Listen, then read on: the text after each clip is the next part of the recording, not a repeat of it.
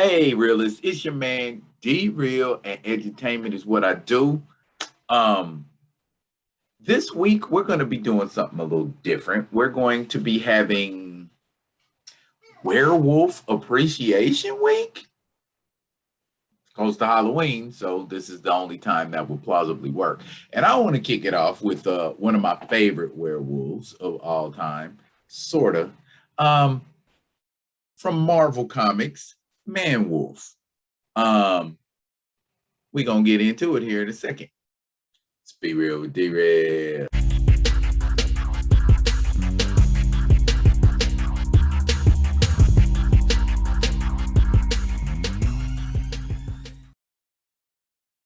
Hello and welcome. As I said earlier, welcome to Be Real with D-Real, where edutainment is what I do. Let's get the particulars out of the way. Comment, like, subscribe to the Be Real with D-Real page so that you can get an alert when I got new stuff up.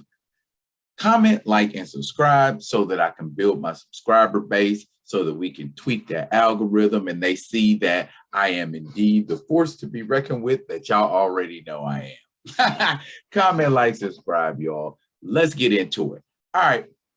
The individual who would become the man wolf, John Jonah Jameson, made his debut all the way back in Amazing Spider-Man #1 with a cover date of March 1963.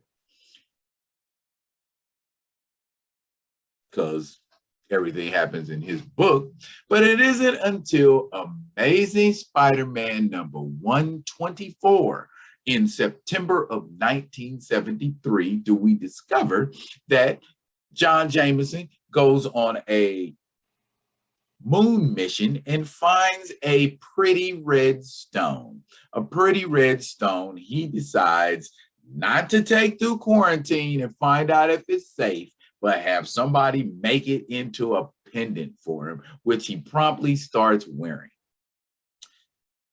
First night of the full moon, Mr. Jameson becomes a pseudo werewolf.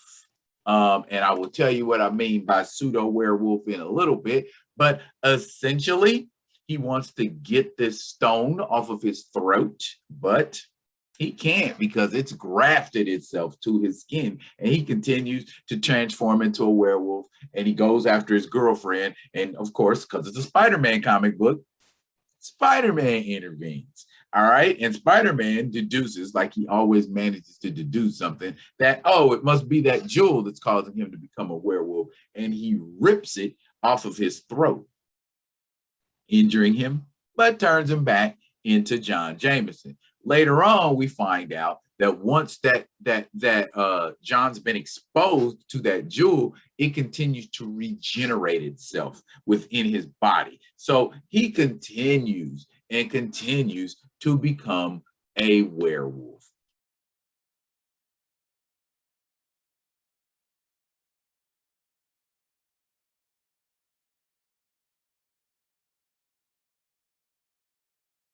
Now, he stops being in Spider-Man comic books for a little while.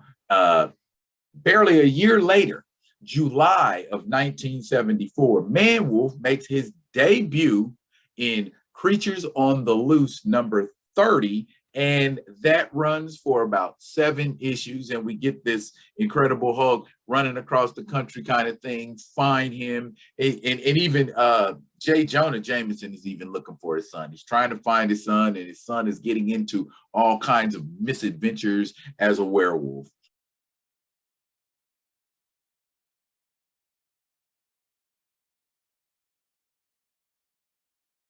Later on, we find out that Nick Fury has been watching it. And Nick Fury is always watching people. And Nick Fury decides, we want you to go on a space mission for us. And if you do that, we'll get these charges lifted off of you for being a crazy werewolf running around the city doing werewolf stuff. So he agrees to it. And he ends up running into this guy by the name of Horizon Turk. Weird name.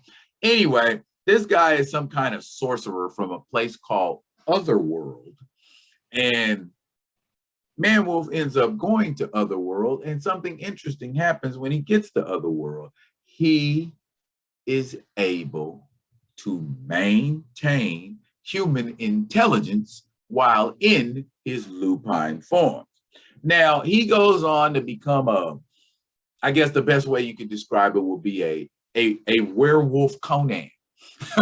and he's running around with a sword and a bow and arrow, and he even has telepathic and energy manipulation powers. Not bad for a pseudo werewolf.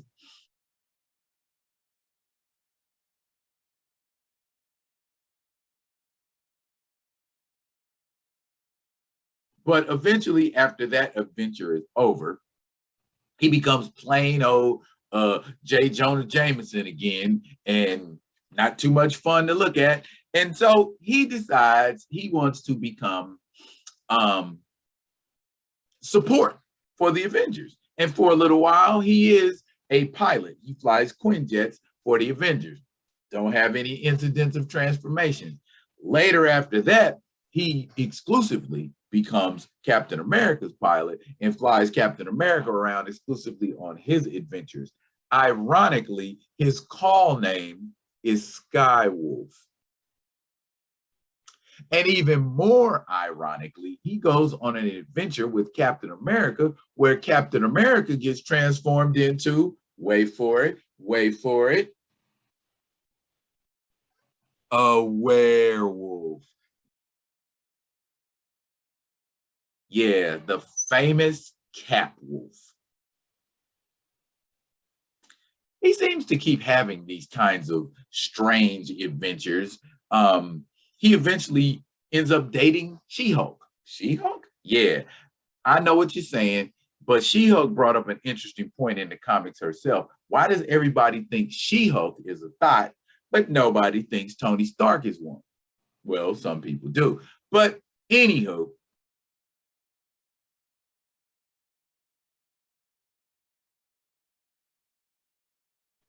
bottom line, he wants She-Hulk to stop being She-Hulk. She-Hulk wants him to stop being Man-Wolf. And at some point, She-Hulk temporarily loses her powers, and Jameson wants to marry her.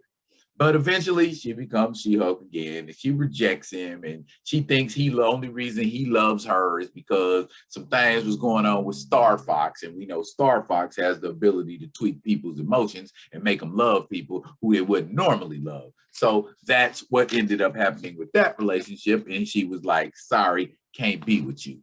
Later on, he becomes security at Ravencroft, the place for Spider-Man's crazy villains, ends up getting possessed by Carnage at some point. And eventually, at some point, Carnage ends up, well, it's later on, Carnage ends up turning him into a symbiote man-wolf, which actually looks kind of cool.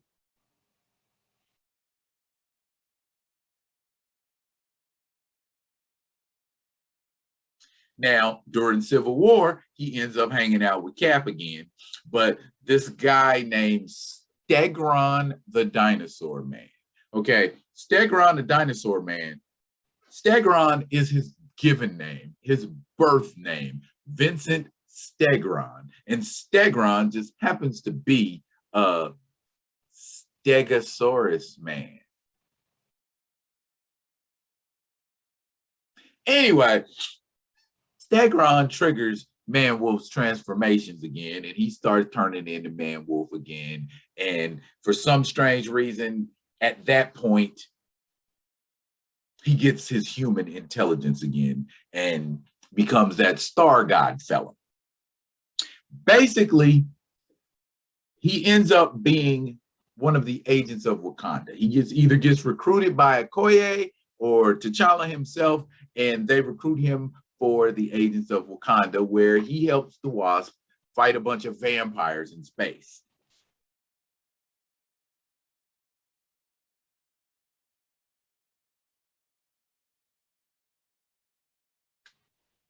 Sound fun? Yeah.